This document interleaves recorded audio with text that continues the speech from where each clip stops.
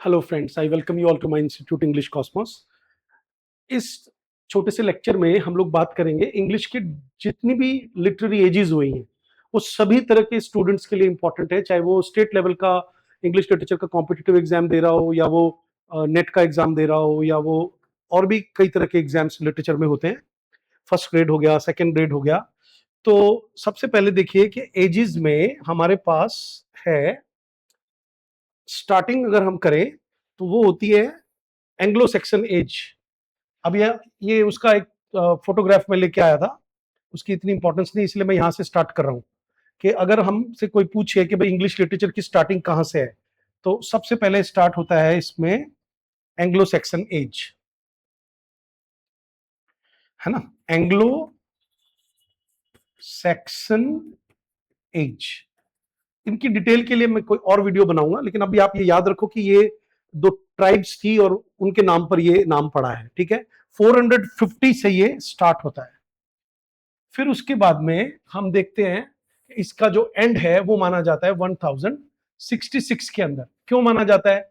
क्योंकि Anglo section period चल रहा था, उसके बाद में फ्रांस का अटैक हुआ, नॉर्मंडी का जो राजा था उसने अटैक किया, नॉर्मंडी की वजह से नाम पड़ गया नॉर्मन। तो उसके बाद में 1066 में एंग्लो नॉर्मन एज स्टार्ट हो गई। लेकिन अब हम पढ़ रहे हैं सबसे पहले एंग्लो सेक्सन एज, तो उसके अंदर बेओवुल्फ सबसे इंपॉर्टेंट वर्क है जिसके राइटर का पता नहीं है, इसलिए एनोनिमस बोलते हैं। एक कैडमन राइटर हुआ है जिसका कैडमन्स हिम बहुत फेमस है। हिम का मतलब होता है रिलीजियस वर्क यानी कि भजन। फिर सिनेवुल्फ का the dream of the rood बहुत फेमस माना जाता है। हालांकि ऐसा कहा जाता है कि यहाँ पे रूड का जो मतलब है वो है जैसे ये क्रॉस आपने देखा होगा ना, क्रॉस जिसके ऊपर क्राइस्ट को लटकाया जाता है, ठीक है। और ये कंट्रोवर्शियल है कि सिनेवुल्फ ने लिखा है कि नहीं, ये कंट्रोवर्शियल चीज है। फिर किंग अल्फ्रेड जो रहे हैं, ये सबसे ज्यादा एजुकेशन को फैलाने के लिए एंग्लो सेक्सन में एक महान राजा माना जाता है। उन्होंने बहुत सारे ट्रांसलेशंस और क्रॉनिकल्स लिखे, ठीक है। अब बात करते हैं कि एंग्लो सेक्सन एज की फीचर्स क्या है। क्योंकि वो एक लड़ाई वाला पीरियड था बच्चों, जिसमें हमेशा युद्ध होते रहते थे, इसीलिए हीरोइज्म और वॉरफेयर का लिटरेचर आपको नजर आएगा ज्यादातर। पैगनिज्म मिक्स्ड विद क्रिश्चियनिटी, ये इंपॉर्टेंट इसलिए है कि जैसे अब बेओवुल्फ इसकी रिप्रेजेंटेटिव पोएम मानी जाती है, रिप्रेजेंटेटिव पोएम।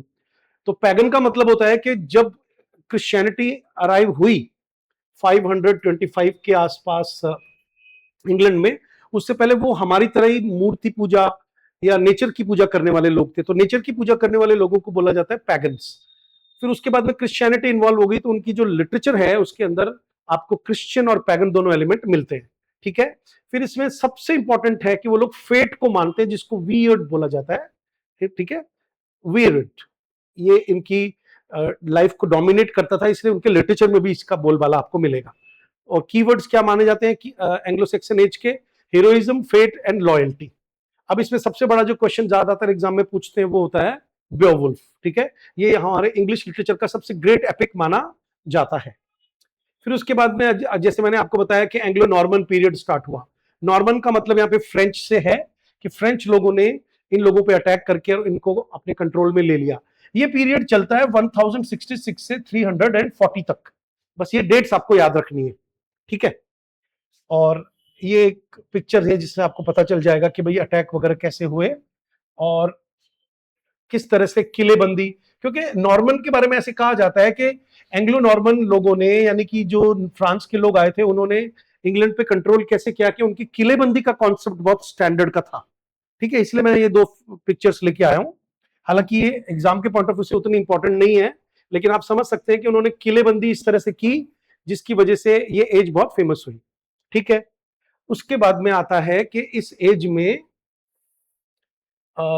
क्या क्या इंपॉर्टेंट है, ठीक है। देखिए, इसमें रोमन डिब्रूट नाम वेस एक राइटर था जिसने रोमन डिब्रूट लिखा, है ना। ऑर्म्यूलम जिससे ऑर्म्यूलस नाम के राइटर ने लिखा। एंड क्रीन वाइज नाम का एक वर्क लिखा गया।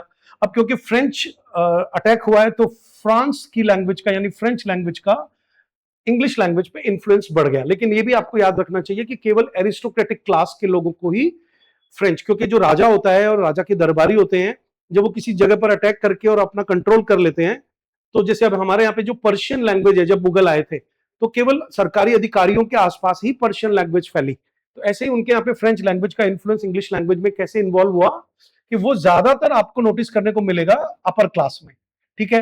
फिर फ्रेंच लोगों की क्या देन थी, फ्यूडलिज्म, जमींदारी प्रथा। इसके भी पीछे एक रीजन है कि जब वो लोग मालिक बन गए तो उन्होंने सारी जमीनों को अपने कंट्रोल में ले लिया, तो वो थोड़ी ना खेती करेंगे, तो वो अपने गुलामों से यानी कि अंग्रेज लोगों से खेती करवाते और उसका मैक्सिमम हिस्सा अपने पास रखते, इसी को फ्यूडलिज्म बोलते हैं, ठीक है। और फिर शिवलरिक रोमांसेस बहुत लिखे गए क्योंकि वो लोग योद्धा थे और क्योंकि उनके पास खाना तो उनके नौकर या उनके गुलाम कमाते थे, इस वजह से वो शिवलरिक का मतलब होता है बहुत बहादुरी वाले, रोमांसिस का मतलब होता है ऐसे परियों की कहानियां इस टाइप की लिखने लगे। तो इस तरह के लिटरेचर में एंग्लो नॉर्मन में आपको शिवलरी, कोर्टलीनेस, क्योंकि कोर्टलीनेस का भी एक बहुत बड़ा रीजन है। किसी कंट्री पे जब दूसरे कंट्री का अधिकार हो जाता है तो ज्यादातर लोगों को वो टैक्स देने के लिए कहते हैं, खुद वो फ्री होते हैं, तो फिर वो कोर्टली यानी कि राज दरबार की कविताएं, लव पोएम्स और इस तरह की चीजें डेवलप होना स्टार्ट हो जाती है, और रोमांस, ठीक है। और जो एरिस्टोक्रेसी की लैंग्वेज थी वो फ्रेंच बन गई, ये मैं आपको पहले बता चुका हूं, ठीक है। फिर उसके बाद में मिडिल इंग्लिश स्टार्ट होती है, वो उसका पीरियड है 1340 से 1500। ये जो मिडिल इंग्लिश का पीरियड है ये भी बहुत इंपॉर्टेंट माना जाता है, इसमें कैंटरबरी टेल्स लिखी गई है स्टूडेंट्स, ये बहुत इंपॉर्टेंट है। तो ये एक पिक्चर है कैंटरबरी टेल्स की कि ओरिजिनल वो किस लैंग्वेज में लिखी गई थी, उस वक्त की भाषा कैसी थी, ठीक है। कैंटरबरी टेल्स के अंदर क्या होता है, कैंटरबरी एक जगह है जहां पे पहली बार क्रिश्चियनिटी का चर्च बना, मतलब क्रिश्चियनिटी जब अराइव होती है इंग्लैंड में तो वो कैंटरबरी की नाम की जगह पर ही होती है, ठीक है। और फिर वहां पे पिलग्रिम्स जाते हैं और वो किस तरह से उसका पूरा डिटेल हम आपको चौसर की पोएम में पढ़ाएंगे। उसमें कई तरह के जो लोअर मिडिल क्लास लोग हैं वो उस यात्रा पे जाया करते थे, उनका एक चित्र आप देख सकते हो, ठीक है। तो एटलीस्ट हमें ये पता चला है ना कि भाई मेन कैंटरबरी टेल्स है, और किसका लिखा हुआ है, जॉफरी चौसर का। जॉफरी चौसर हमारे फादर ऑफ इंग्लिश लिटरेचर माने जाते हैं, लेकिन वो अकेले ही नहीं थे, उनके अलावा विलियम लैंगलैंड इस एज में बहुत फेमस है, जिसने पायर्स प्लॉमेन लिखा। एक सर गवेन एंड ग्रीन नाइट की स्टोरी बहुत फेमस है, जिसके राइटर के बारे में अभी तक पता नहीं कि किसने लिखा। अब इस एज की क्या खास बात है कि फ्रेंच इन्फ्लुएंस थोड़ा कम होना स्टार्ट हुआ और इनकी खुद की जो लैंग्वेज है, एंग्लो सैक्सन लैंग्वेज से लिए हुए वर्ड और एंग्लो नॉर्मन से लिए हुए मिक्स वर्ड्स जो हैं, उससे वर्नाकुलर इंग्लिश स्टार्ट हो गई। वर्नाकुलर का मतलब होता है लोकल इंग्लिश। सोशल सटायर ये लोग लिखने लगे क्योंकि चर्च के ऊपर, जो कैथोलिक चर्च है उसको लेकर के कैंटरबरी टेल में बहुत ज्यादा सटायर है, ठीक है। अब उस तरह के सटायर के लिए इंग्लिश में एक वर्ड यूज किया जाता है, एक्लेजियास्टिकल। एक्लेजियास्टिकल मतलब चर्च से रिलेटेड, ठीक है। और पोप की जो सत्ता होती है उसको अपन इंग्लिश में बोलते हैं एपिस्कोपल। Episcopal government. तो आपको यह बात पता ही होनी चाहिए कि जो चर्च था उसके अंदर बहुत बुराइयां उत्पन्न हो गई थी, तो इसलिए वो सोशल सटायर बहुत लिखते थे और रिलीजियस थीम्स उनकी ज्यादातर वर्क्स की रहती थी। तो पिलग्रिमेज, ज्यादातर लोग अपने आप अपनी मोनोटोनी को तोड़ने के लिए पिलग्रिमेज यानी तीर्थ यात्राएं करते थे। सटायर इसका मेन पॉइंट है, और एक रियलिज्म, ये बहुत इंपॉर्टेंट इशू है एग्जाम के पॉइंट ऑफ व्यू से। रियलिज्म का मतलब है, अभी आपने देखा कि जो नॉर्मन पीरियड गया है उसमें रोमांसेस लिखते थे यानी कि कल्पनाओं की कहानियां, इसमें आकर के उन्होंने सोशल रियलिज्म, जो सामाजिक बुराइयां हैं उनको डायरेक्टली लिखना स्टार्ट किया, ठीक है। फिर उसके बाद में अगला जो अब आप देखिए जैसे इसमें आपको उसके बाद में रेनेसा पीरियड स्टार्ट हो गया। रेनेसा का मतलब होता है रिबर्थ ऑफ नॉलेज। उसकी एज है 1500 से लेकर के 1558। आप ऐसे मतलब मिनिमम मान सकते हो, ऐसे तो ये इससे थोड़ा पहले ही स्टार्ट हो गया था, लेकिन हम ये मान सकते हैं, ठीक है। इसके अंदर हम बड़े बड़े ये जो थिंकर्स और उनके राइटर्स हैं उनकी पिक्चर्स हैं ये, क्योंकि इस पे क्वेश्चन नहीं आते इसलिए मैं इसकी डिटेल नहीं बता रहा हूं आपको, ठीक है। अब इसमें जो मेजर राइटर्स थे उनके नाम देख लीजिए। तो क्वीन एलिजाबेथ है, ये हेनरी है उनके फादर, है ना। और इस तरह से आप देखोगे सर टॉमस मोर, टॉमस वायट, ये सोनेट को इंट्रोड्यूस करने के लिए फेमस माने जाते हैं दोनों writers. Henry Howard earl of सरे और टॉमस मोर ने क्या लिखा था, अगर ज्यादातर स्टूडेंट्स को पता हो तो यूटोपिया, है ना। आपको मालूम होना चाहिए कि इस एज की सबसे इंपॉर्टेंट बुक का नाम है यूटोपिया। और क्या इंट्रोड्यूस हुआ, सबसे इंपॉर्टेंट जो कॉन्सेप्ट था वो था कि सोनेट जो इटली से आई थी वो इन्होंने इंट्रोड्यूस की, टॉमस वायट ने और हेनरी हॉवर्ड अर्ल ऑफ सरे। और इनके जो मेजर वर्क्स है उनकी भी लिस्ट देख लीजिए आप। तो ऐसे करके आपको मेजर मेजर एज और उनके नाम, उनकी डेट आपको पता चल जाएगी। यूटोपिया मैंने आपको बता ही दिया है, सोनेट्स बता दिया। और की फीचर्स क्या है कि इस वक्त में यूनिवर्सिटीज के थ्रू क्लासिकल लर्निंग स्टार्ट हो गई। रेनेसा का मतलब ही होता है rebirth of knowledge. Rebirth of knowledge का मतलब है जितने भी ग्रीक राइटर्स थे उनकी बुक्स का ट्रांसलेशन स्टार्ट हो गया और वो कॉमन लोगों तक पहुंचने लगा। अच्छा, फिर उन्होंने सेंटर ऑफ द वर्ल्ड के अंदर ह्यूमन बीइंग को इंपॉर्टेंट मानना स्टार्ट कर दिया लॉजिक की वजह से। तो उनको अंधविश्वास और उनकी जो डार्क एजेस थी वो खत्म हुई और ह्यूमन बीइंग को सेंटर मानने की वजह से इसको ह्यूमनिज्म का पीरियड भी बोला जाता है। और इसमें सोनेट्स इंट्रोड्यूस हो गई है, मैंने आपको बता ही दिया है। तो ह्यूमनिज्म हो गया कीवर्ड, रिवाइवल और लर्निंग। और इंपॉर्टेंट तरीका कि इसमें जो ब्लैंक वर्स है उसको भी इंट्रोड्यूस किया सरे ने अपने इंग्लिश लिटरेचर में। फिर आ जाता है एलिजाबेथन एज, जिसको अपन गोल्डन पीरियड बोलते हैं। 1558 से लेकर के 1603 में उनकी डेथ तक इस पीरियड को माना जाता है। ठीक है, उनका जन्म 58 है, ये थोड़ा सा गड़बड़ हो गया है, और 1603 में इनकी डेथ हो गई, ये थोड़ा सा गड़बड़ हो गया, 58 है यहाँ पर। चलिए, क्वीन एलिजाबेथ देखिए, बहुत सारे कपड़े अच्छे अच्छे इनके वार्डरोब में होते थे, ये वर्जिन थी, इन्होंने बहुत कुछ, ये खुद खुद की भी इनकी लिखी हुई बुक्स फेमस हैं 3-4। और आगे बढ़ते हैं। इसी एज की खास बात क्या है, शेक्सपियर जैसे बड़े राइटर हुए जिनके बड़े बड़े जो फेमस ड्रामाज है, जैसे हैमलेट नाम सुना होगा, Macbeth, King Lear, Edmund Spenser, जिन्होंने फेरी क्वीन करके एक बहुत बड़ा, हम कह सकते हैं, एक एलिगोरिकल वर्क लिखा। ठीक है, क्रिस्टोफर मार्लो है जिन्होंने डॉक्टर फॉस्टस लिखा। क्रिस्टोफर मार्लो के बारे में कहा जाता है कि उन्होंने ब्लैंक वर्स को एक बहुत ही स्टैंडर्ड प्रदान किया। और फिलिप सिडनी है जिनको एक बहुत इंपॉर्टेंट ह्यूमनिस्ट भी माना जाता है और जेंटलमैन माना जाता है। इन्होंने एस्ट्राफिल एंड स्टेला नाम का एक सोनेट सीक्वेंस लिखा। ठीक है, अब इसमें ड्रामा जो है वो फ्लरिशिंग हुआ, इसलिए इसको गोल्डन एज ऑफ लिटरेचर या ड्रामा भी कहते हैं। अच्छा, इसमें आपको मालूम होना चाहिए कि जो स्पेन के ऊपर अटैक इन्होंने करके, या उन्होंने इनके ऊपर अटैक किया था तो इन्होंने उसको जीत लिया। ठीक है, तो वहां पे नेशनलिज्म की फीलिंग बहुत बढ़ गई। और ह्यूमनिज्म में ऑलरेडी एक्सप्लेन कर ही चुका हूं। तो एडवेंचर, ह्यूमनिज्म, नेशनलिज्म। एडवेंचर में क्यों लिख रहा हूं यहां पे, क्योंकि इसी एज में जहाजों का दूसरे कंट्रीज में जाना, कॉलोनियलिज्म की एस्टैब्लिशमेंट, ये यहीं से गिनी जाती है। ठीक है, golden age of English literature बोलते हैं।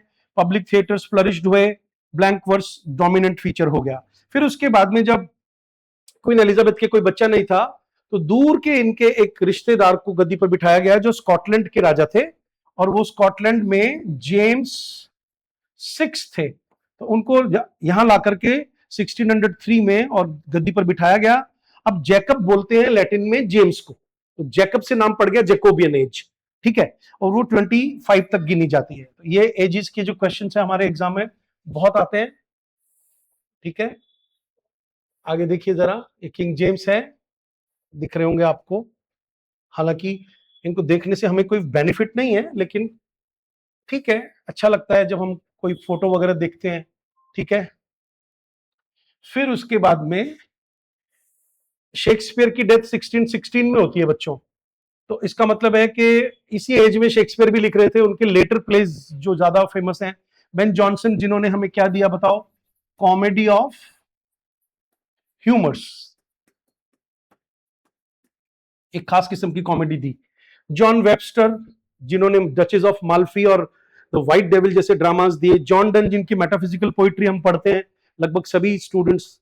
ठीक है, और वॉलपोन जैसा ड्रामा बेन जॉनसन ने लिखा। द टेम्पेस्ट शेक्सपियर का लिखा हुआ है, डचेस ऑफ माल्फी वेबस्टर का है। फिर इस एज की फीचर्स क्या है कि इस एज में विट, क्योंकि जॉन डन को मोनार्क ऑफ विट भी कहा जाता है। इसका मतलब है कि विट का मतलब होता है इन्वेंटिवनेस, कुछ अच्छी शार्प शब्दों में नई नॉलेज को दूसरों के सामने नए शब्दों में देना। डार्क ट्रेजेडीज लिखी गई, मेटाफिजिकल पोइट्री लिखी गई। मेटाफिजिकल पोइट्री का मतलब क्या होता है, ये जो वर्ड है वो गलत तरीके से यूज किया गया है, क्योंकि ऐसा राइटर जो जानबूझ करके फिलोसॉफिकल बनने की कोशिश कर रहा है उसको मेटाफिजिकल बोलते हैं। हम स्कूलों कॉलेजेस में हमें पढ़ा दिया जाता है रामजी लाल की बुक्स के पॉइंट ऑफ व्यू से कि भाई away from physicality is metaphysical, ऐसा नहीं है। ठीक है, विट, इंटेलेक्ट और डार्कनेस। डार्कनेस का मतलब होता है थोड़ा सा इंसान का जो डार्क साइड है पर्सनालिटी का वो ज्यादा दिखाए। फिर जब जैकोबियन एज खत्म हो गई, जेम्स फर्स्ट की डेथ हो गई, तो उसके बाद में उनका बेटा चार्ल्स गद्दी पर बैठा 1625 में। चार्ल्स को लैटिन में बोलते हैं कैरल, और कैरल से नाम पड़ गया कैरोलिन, तो ये आपको याद रखना है। और वो 49 तक रहे। ये वो राजा है चार्ल्स फर्स्ट जिसको बिहेड कर दिया गया, यानी इनका गला काट दिया गया, और सिविल वॉर के अंदर जो प्यूरिटन लोग थे उनका बोलबाला बढ़ गया। एक खास किस्म के क्रिश्चियंस होते हैं, प्रोटेस्टेंट क्रिश्चियंस होते हैं, जो जॉन कैल्विन की थ्योरीज को मानते हैं। जॉन कैल्विन की थ्योरीज में ये माना जाता है, बाइबल के ट्रांसलेशन जब उन्होंने इंग्लिश में किया, सॉरी फ्रेंच में किया, तो उन्होंने ये अपने मर्जी से एक ट्रांसलेशन का मीनिंग निकाल लिया कि चुनिंदा लोग ही हेवन में जाएंगे। इसका मतलब है कि उनके फॉलोवर्स जो थे वो प्यूरिटन्स कहलाए। और प्यूरिटन्स क्यों कहलाए? क्योंकि जो उनको फॉलो करेगा वो इन 3-4 चीजों को मानेगा कि किसी के आगे झुकना नहीं है, यानी राजा को अपना हेड नहीं मानना है, हार्ड वर्क करना है, एंटरटेनमेंट नहीं करना है। तो आपको पता चल गया होगा कि फिर इस तरह के लोग थोड़ा सा ज्यादा डेमोक्रेटिक थे, हार्ड वर्किंग थे, तो रिच थे। और सिविल वॉर इंग्लैंड में हो गई, और इस राजा को, क्योंकि खर्चीला राजा था बहुत ज्यादा और अपने आप को गॉड कहने के लिए भी मजबूर करता था, तो इस राजा को फिर इन्होंने मार डाला। ठीक है, इस एज को बोलते कैरोलिन एज। फिर आप आ जाइए अगली इमेज पे आ जाइए। इस एज में हमारे बड़े बड़े राइटर्स हुए हैं, जैसे रॉबर्ट हेरिक है, रिचर्ड लवलेस है, ये मेटाफिजिकल राइटर्स हैं। जॉर्ज हर्बर्ट बड़े फेमस हैं। जॉन मिल्टन जिन्होंने पैराडाइज लॉस्ट लिखा, आपको पता होगा। मास्क भी लिखा है इन्होंने, एक बहुत सारी सोनेट्स भी लिखी हैं, प्रोज वर्क भी लिखा है, राजा के खिलाफ भी एक वर्क लिखा है इन्होंने। एक बहुत इंपॉर्टेंट वर्क जो जिसको हम बोलते हैं कि राइटिंग को लेकर के लिखा है कि भाई इसमें सेंसरशिप नहीं होना चाहिए। ठीक है, और ये इंपॉर्टेंट वर्क्स देख लीजिए, जैसे लिसिडस इनकी एलिजी है मिल्टन की बहुत famous, to the virgins to make much of time, है ना, ये हमारे रॉबर्ट हेरिक की लिखी हुई पोएम है। इसी एज के पोएट्स को कैवेलियर पोएट्स भी बोलते हैं और कैवेलियर पोएट्री बोलते हैं। तो कैवेलियर पोएट्री में वो क्या करते हैं, लव की थीम ज्यादा रखते हैं, राजा की प्रेज ज्यादा करते हैं, लेकिन कॉन्ट्राडिक्टरली इसमें रिलीजियस थीम्स भी काफी लिखी गई और रिलीजन के साथ टकराव भी काफी देखने को मिला। लेकिन पोइट्री काफी रिफाइन हो गई, इसलिए कहा जाता है कि चार्ल्स जो फर्स्ट की एज है उसमें एलिगेंस और रिफाइनमेंट बहुत ज्यादा था। और इसमें खास किस्म की एक पोएम की कैटेगरी बहुत फेमस हुई जिसको बोलते हैं कार्पे डीम या कार्पे डीम। कार्पे डीम का मतलब होता है अपने टाइम को यूज कर लो, make the maximum use of your time, otherwise ये जो यूथ है ये खत्म हो जाएगी। तो लव पोएम्स के अंदर ये थीम बहुत आती थी। और प्यूरिटनिज्म का जो इन्फ्लुएंस है वो इंक्रीज हो गया इस एज में। ठीक है, फिर उसके बाद में जब राजा को मार दिया गया तो गद्दी पर क्रॉमवेल बैठ गया, तो इसको कॉमनवेल्थ पीरियड भी बोल देते हैं। कॉमनवेल्थ का मतलब है लोगों का राज। या उसके बाद में आप देखिए, जैसे 1649 से लेकर के आपको मैं थोड़ा डिटेल में बताता हूं, और 1649 से 1700 जो मैंने लिखा है इसका मतलब है इस पर्टिकुलर एज को हम बोलते हैं, क्योंकि इसमें भी ये हुआ कि 1649 में तो चार्ल्स फर्स्ट गद्दी पर, जो क्रॉमवेल है वो गद्दी पर बैठा, क्रॉमवेल। ठीक है, फिर 1660 में ये लोग जो है वो इस पीरियड से उकता गए, ऐसा मान लीजिए आप, कॉमनवेल्थ से, क्योंकि ये राजा नहीं था, ये राजा को मार करके गद्दी पर बैठा था। तो उन्होंने क्या किया कि चार्ल्स फर्स्ट के बेटे चार्ल्स सेकंड को, जो फ्रांस चला गया था अपनी जान बचाकर, उसको वापस ला करके गद्दी पर बिठा दिया। तो इसीलिए इसको रेस्टोरेशन भी बोलते हैं, रेस्टोरेशन ऑफ मोनार्की, इस वजह से नाम पड़ गया रेस्टोरेशन। तो आप अंदाजा लगाओगे कि कॉमनवेल्थ पीरियड इस वाली एज को बोलते हैं। इसको इंटररेग्नम भी बोलते हैं, इंटररेग्नम। रेग का मतलब राजा और इंटर का मतलब बीच में, मतलब इससे पहले राजा हुआ है और इसके पहले राजा हुआ है, देखो, है ना, चार्ल्स फर्स्ट, इसके बाद राजा हुआ आगे जाकर के, आपको मालूम होना चाहिए, जेम्स सेकंड। इस बीच में राजा नहीं हुआ, इसलिए इसको इंटररेग्नम भी बोल देते हैं या कॉमनवेल्थ पीरियड भी बोल देते हैं। इस तरह के क्वेश्चंस भी आ रहे हैं और ये एज आपको याद रखनी है। ठीक है, फिर आ जाओ आप आगे, और इसमें इंपॉर्टेंट क्या फैक्ट्स हम पढ़ सकते हैं कि प्यूरिटन लोग एंटरटेनमेंट के खिलाफ थे। तो आप अंदाजा लगाइए कि उन्होंने 1642 में क्या किया, थिएटर्स को क्लोज करवा दिया। फिर 1660 में मैंने बताया कि चार्ल्स सेकंड को वापस गद्दी पर बिठाया और थिएटर रीओपन हो गए। ठीक है, और इसमें आपको एक बात का और ध्यान रखना है, रॉयल सोसाइटी का भी गठन हो गया। रॉयल सोसाइटी यानी कि साइंटिफिक सोसाइटी का, साइंटिफिक चीजों की स्टार्टिंग हो गई। ये जो राजा था वो फ्रांस से आया था, तो वो बहुत ज्यादा ओपन माइंडेड भी था, तो इससे वहां की एज में बड़ा फर्क पड़ा। थिएटर पे फर्क पड़ा, लिटरेचर पे फर्क पड़ा, सोच पे फर्क पड़ा। अब इस एज के अंदर जॉन मिल्टन भी लिख रहे हैं रेस्टोरेशन एज में, जब इन्होंने पैराडाइज लॉस्ट लिखा। जॉन ड्राइडन ने बहुत बड़े, ये कपलेट्स में लिखते थे, बहुत बड़े सैटरिस्ट माने जाते हैं। विलियम कॉन्ग्रीव बहुत बड़े रेस्टोरेशन ड्रामेटिस्ट माने जाते हैं। इनकी कॉमेडीज जो हैं वो बहुत फेमस हुई, जिसमें सबसे फेमस है the way of the world. ठीक है, ये तीनों के नाम मैंने ले दिया, और ये बहुत बड़ा सटायर है, एब्सलम ऑन एकिटोफल। इसमें बार बार क्वेश्चन आते हैं। ये एक एलिगरी है बहुत फेमस। ठीक है, इसी एज में कॉमेडी ऑफ मैनर्स लिखे गए, सटायर लिखे गए और हीरोइक ड्रामा लिखे गए। हीरोइक ड्रामा लिखे ड्राइडन ने। ठीक है, सटायर के अंदर हमारे और भी कई राइटर्स हैं, लेकिन उसमें भी ड्राइडन का नाम आता है। और कॉमेडी ऑफ मैनर्स के अंदर बहुत सारे राइटर्स के नाम आते हैं, जैसे विचरले है, फरकुहार है, बहुत सारे बड़े बड़े राइटर्स हैं। ठीक है, आपको कब केवल ये वीडियो इसलिए बनाया जा रहा है कि आपको एजेस याद रहने लगे। तो ये एज जो थी सटायर की एज थी, विट की एज थी। इससे पहले वाली एज भी विट की एज थी। इसमें विटी डायलॉग्स बहुत ज्यादा लिखे गए थिएटर के अंदर। और अर्बैनिटी का मतलब है जैसे कॉफी हाउसेस खुलना शुरू हो गए, होटल्स स्टार्ट हो गए, लोग बहुत ज्यादा फैशन करके, और जैसे रेप ऑफ द लॉक में हम देखते हैं ना कि कॉफी हाउस का सीन है कि जजेस भी कॉफी पीने जा रहे हैं, राजा रानी भी कॉफी पीने जा रहे हैं। ठीक है, और हीरोइक कपलेट जो है वो ज्यादा फेमस है। जैसे इससे पिछली वाली एज में हमने क्या देखा, मेटाफिजिकल पोएट्री फेमस थी। उससे पिछली वाली एज में हमने क्या देखा कि उसमें ब्लैंक वर्स जो है वो ज्यादा फेमस हुआ। तो इस एज में हीरोइक कपलेट फेमस हुआ। हीरोइक कपलेट का मतलब होता है दोहा, दो लाइन में लिखा जाने वाला। ठीक है, फिर आप देखिए आगे, मैंने इमेजेस डाली लेकिन मैं उसको एक्सप्लेन नहीं कर रहा हूं बिकॉज इट कंज्यूम्स टाइम। ठीक है, अब आ जाइए आप इस एज के बाद।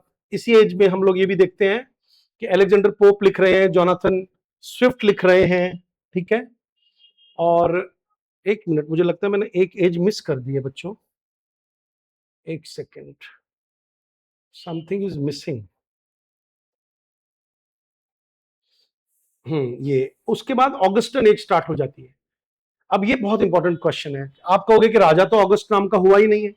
ऑगस्टन एज इसलिए कहते हैं कि आपको मालूम होना चाहिए कि देखो, वर्जिल है ना जिसने क्या लिखा था, एनीड।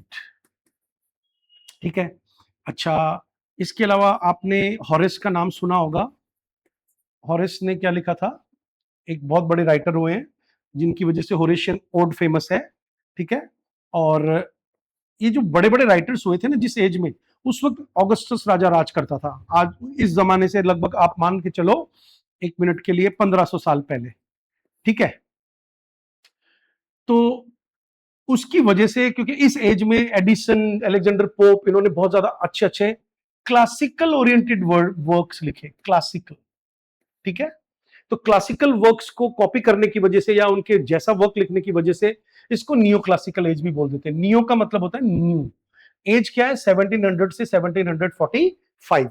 इस एज में ज्यादातर वर्क्स ऐसे लिखे गए जो क्लासिकल ओरिएंटेड थे, मतलब कि उनका एक स्टैंडर्ड था। जोनाथन स्विफ्ट का नाम भी आता है इसके अंदर। ठीक है, ये हम थोड़ा सा मिस कर गए थे, इसको मैंने टच कर लिया है। और इसमें फिर आपके जो मेजर राइटर्स में बता रहा था, अलेक्जेंडर पोप है जिनका रेप ऑफ द लॉक बहुत फेमस है, जोनाथन स्विफ्ट जिनका गुलिवर्स ट्रेवल्स बहुत फेमस है ना, ये सब वर्क्स आते हैं। जोसेफ एडिसन जिनका, और रिचर्ड स्टील जिन्होंने पीरियोडिकल ऐसे स्टार्ट किए, स्पेक्टेटर क्लब जैसे। ठीक है, ये देखिए तीनों के नाम आ रहे हैं, गुलिवर्स ट्रेवल्स है, रेप ऑफ द लॉक है, ये बड़े बड़े वर्क्स हैं। अब क्यों एज फेमस है, क्योंकि इसमें रीजन और ऑर्डर, क्योंकि जो क्लासिकल एज होती है ना वो लॉजिक पे काम करती है। सटायर लिखे गए, क्लासिकल आइडियल्स एस्टैब्लिश किए गए। ठीक है, फिर आती है एज ऑफ जॉनसन। 45 से लेकर के 1798 की एज को प्री रोमांटिक भी बोल देते हैं, इसको प्रीटर रोमांटिक भी बोल देते हैं, प्रीटर रोमांटिक एज, और इसको एज ऑफ जॉनसन भी बोल देते हैं क्योंकि इसमें बहुत बड़े, एक बहुत ही क्लासिकल ओरिएंटेड राइटर पैदा हुए एज, जिन्होंने एक डिक्शनरी भी लिखी और भी बहुत सारे वर्क्स लिखे। इसको ट्रांजिशन एज भी बोल देते हैं क्योंकि उस एज में काफी कुछ चेंज हो रहा था, नॉवेल्स लिखे जा रहे थे, और धीरे धीरे जो इंडस्ट्रियलाइजेशन की स्टार्टिंग लगभग हो गई थी हल्की हल्की, क्योंकि इंजन की खोज हो गई थी। और इसी एज में काफी ज्यादा इस तरह की साइंटिफिक या आप ऐसे कहो कि साइकोलॉजिकल डिस्कवरीज हुई, जिससे ऐसा लगने लगा कि भाई इंसान के जो इमोशंस है वो होने जरूरी है, इंसान बाय नेचर गुड होता है, तो इसलिए हम उस एज को एज ऑफ सेंसिबिलिटी भी बोल देते हैं, और इसको प्री रोमांटिक भी बोल देते हैं, क्योंकि मेजर रोमांटिक एज 1798 में आएगी। उससे पहले की एज में हल्का हल्का क्लासिकल इन्फ्लुएंस के साथ नेचर पे कुछ कुछ पोएम लिखना स्टार्ट हो गया, इसलिए इसको प्री रोमांटिक एज बोल देते हैं। ठीक है, फिर आपका डॉक्टर जॉनसन है, इनकी अलग अलग फोटोज हैं, दिख रहा होगा आपको। इस एज के बड़े राइटर्स के नाम देखिए, Samuel Johnson, Thomas Gray. Thomas Gray आपने नोटिस किया होगा कि एलिजी रिटर्न इन कंट्री चर्चयार्ड है तो नेचर के ऊपर, लेकिन उसके साथ साथ में उन्होंने बड़े क्लासिकल फ्रेजेस यूज किए, हम इसीलिए कह सकते हैं कि ट्रांजिशनल फेज है। ठीक है, ओलिवर गोल्डस्मिथ है, बहुत बड़े राइटर हुए हैं, जिनका शी स्टूप्स टू कॉन्कर नाम का ड्रामा बहुत फेमस है। ठीक है ना, और विकार ऑफ वेकफील्ड नॉवल बहुत फेमस है इनका। ऐसे विलियम ब्लेक है, आपको मालूम होना चाहिए, William Blake pre romantic as की स्टार्टिंग में आते हैं। फिर रॉबर्ट बर्न्स हैं, रॉबर्ट बर्न्स जो है वो स्कॉटलैंड के थे, और उन्होंने इनको स्कॉटलैंड का मेन पोइट लॉरियट भी आप कह सकते हो। ठीक है, इन्होंने भी नेचर पोइट्री लिखी। फिर इनके, जैसे मैंने कहा कि डिक्शनरी जो डॉक्टर जॉनसन ने लिखी थी वो बहुत फेमस है। ग्रे का elegy written in country churchyard और the deserted village Oliver Goldsmith की। इसी एज में सेंटिमेंटलिटी नॉवल का राइज हुआ, कॉमन मैन की तरफ इंटरेस्ट जाना शुरू हुआ, क्योंकि हम आगे देखेंगे कि इसी एज में फ्रेंच रेवोल्यूशन भी आती है। ठीक है, फिर रोमांटिक एज में हम क्या मानते हैं, 1798 से, क्योंकि लिरिकल बैलेड पब्लिश हुई वर्ड्सवर्थ और कॉलरिज की, से लेकर के क्वीन विक्टोरिया जब गद्दी पर बैठती है 1837 तब तक की एज को हम रोमांटिक एज बोलते हैं। ये वर्ड्सवर्थ है। ठीक है, और इस एज के अंदर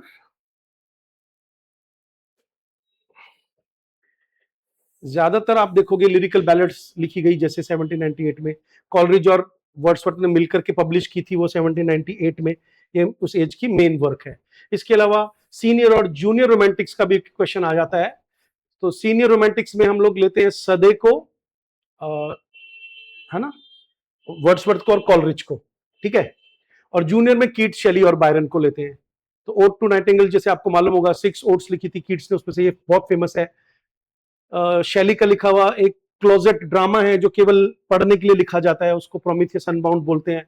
और बायरन का डॉन जुआन भी एक क्लोजेट ड्रामा है ना, सॉरी ये एक पोएम है, आई एम सो सॉरी, एक बहुत बड़ी सटायर वाली पोएम है। इसमें इमेजिनेशन को कीवर्ड मान सकते हो आप इस एज में। नेचर की पोएट्री लिखी गई, इंडिविजुअलिज्म को काफी ज्यादा प्रेज किया गया। ठीक है, वर्ड्सवर्थ ने इस एज में पोएट्री की डेफिनेशन दी थी, the spontaneous overflow of powerful feelings. ठीक है, फिर उसके बाद में विक्टोरियन एज स्टार्ट हो जाती है। क्वीन विक्टोरिया गद्दी पर बैठती है 1837 में, और 1901 में उनकी डेथ होती है। ठीक है, अब तक के राजाओं में ये सबसे लंबा पीरियड था किसी रानी का। तो उसमें फिर आप देखोगे कि कौन कौन से वर्क्स लिखे। इंडस्ट्रियलाइजेशन आपको दिख रहा होगा कि काफी ज्यादा इंडस्ट्रियलाइजेशन उस वक्त हो गया, है ना, क्वीन विक्टोरिया के टाइम में, और इसके अलग अलग फेजेस हैं। अब इसमें अब ये बात अब बहुत इंपॉर्टेंट पढ़ाने जा रहा हूं कि विक्टोरियन एज को 3 पीरियड में बांटते हैं हम लोग। पहला जो पीरियड है वो होता है आपका 1837 से 1850 में, जिसमें एक बहुत बड़े क्लासिकल राइटर लिख रहे हैं जिसका नाम है कार्लिल। मैं क्लासिकल इसलिए बोल रहा हूं क्योंकि ये इनकी राइटिंग्स को बहुत ज्यादा वेटेज दिया जाता है। चार्ल्स डिकेंस लिख रहे थे।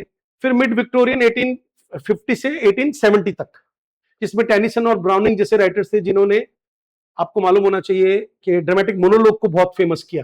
फिर लेट विक्टोरियन 70 से 91 1901 तक माना जाता है, जिसमें टॉमस हार्डी और ऑस्कर वाइल्ड जैसे राइटर्स हैं। ठीक है, तो डेविड कॉपरफील्ड है, जैसे आपने देखा होगा, चार्ल्स डिकेंस का फेमस है। जेन आयर जो है वो एक बहुत फेमस है, ब्रॉन्टे सिस्टर का लिखा हुआ।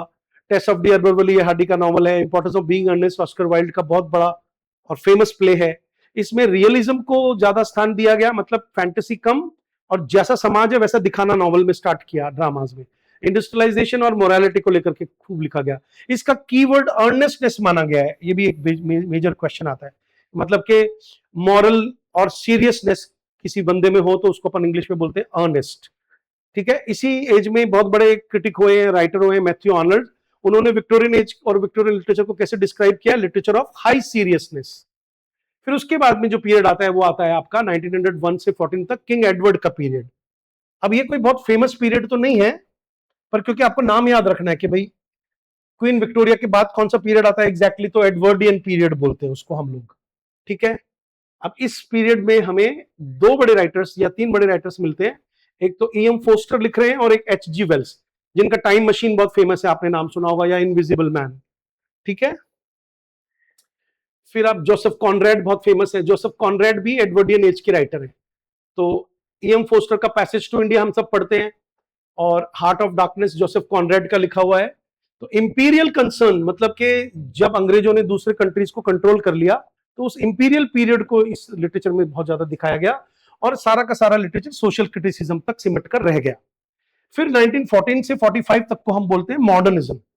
मॉडर्निज्म पे मैंने एक अलग भी वीडियो बना रखा है, लेकिन अभी आपको क्योंकि सारी एजेस सिखाई जा रही हैं, तो आपको याद रखना है कि भाई इसके बाद कौन सा पीरियड आया। इसमें आपका वर्जीनिया वुल्फ हो गई, टी.एस. एलियट हो गया, जेम्स जॉयस हो गया, W.B. ईट्स हो गए, जिनके फेमस वर्क्स हैं, जैसे द वेस्टलैंड है, टी.एस. एलियट का फेमस वर्क है। यूलिसिस जो है आपको पता है जेम्स जॉयस का नॉवल है, मिसेस डेलवी वर्जीनिया वुल्फ का है। तो स्ट्रीम ऑफ कॉन्शियसनेस की एक खास टेक्निक स्टार्ट हो गई, और उस टेक्निक में राइटर्स जो वो इस तरह से लिखने लगे जैसे कि दिमाग में क्या चल रहा है। फिर फ्रेगमेंटेशन नॉवल में स्टार्ट हो गया, एलियनेशन स्टार्ट हो गया, क्योंकि इंडस्ट्रियलाइजेशन का बहुत तगड़ा इफेक्ट और वॉर, जो वर्ल्ड वॉर स्टार्ट हुई थी, उनके इफेक्ट हमें नजर आने लगे। तो ये जो लिटरेचर था वो मोस्टली वर्ल्ड वॉर से प्रभावित था, ठीक है। फिर आप देखिए इसमें पोस्ट मॉडर्निज्म आ जाता है। पोस्ट मॉडर्निज्म का एक बात का आपको ध्यान रखना है, 45 के ऑनवर्ड के आज तक के पीरियड को पोस्ट मॉडर्न कहा गया है। अब मैंने ये जो दो तस्वीरें दिखाई हैं, इसका मतलब है कि ये आर्किटेक्चर से वर्ड लिया गया है, ये आर्किटेक्चर के फील्ड से वर्ड आया है, ये आपको ध्यान रखना है। और इसके अंदर जो मेजर राइटर्स हैं वो हुए हैं आपके सैमुअल बेके, जो बहुत बड़े ड्रामेटिस्ट हुए, जिनका वे आपने नाम सुना होगा, बहुत बड़े राइटर हैं सैमुअल बेके। ये इनके जो ड्रामाज हैं वो फेमस हुए हैं। सलमान रश्दी का आपको पता ही होगा, मिडनाइट चिल्ड्रन। एंजेला कार्टर का आपने नाम सुना होगा, खास किस्म की राइटर है। द मैजिक टॉय शॉप इनकी बहुत फेमस बुक है ना। और फिर थॉमस पिंचन का वर्क बहुत फेमस है, ठीक है। और सैमुअल बेके क्यों फेमस है, इन्होंने वेटिंग फॉर गोडो का जो नॉवल, जो ड्रामा लिखा है, उसमें ना तो कोई प्लॉट है ना कोई कैरेक्टराइजेशन है, तो वो फ्रेगमेंटेशन दिखाया है, ठीक है। इस एज की खास बात क्या है कि उसमें इंटरटेक्चुअलिटी दिखाते हैं, मतलब एक टेक्स्ट का दूसरे टेक्स्ट के साथ कनेक्शन दिखा दिया।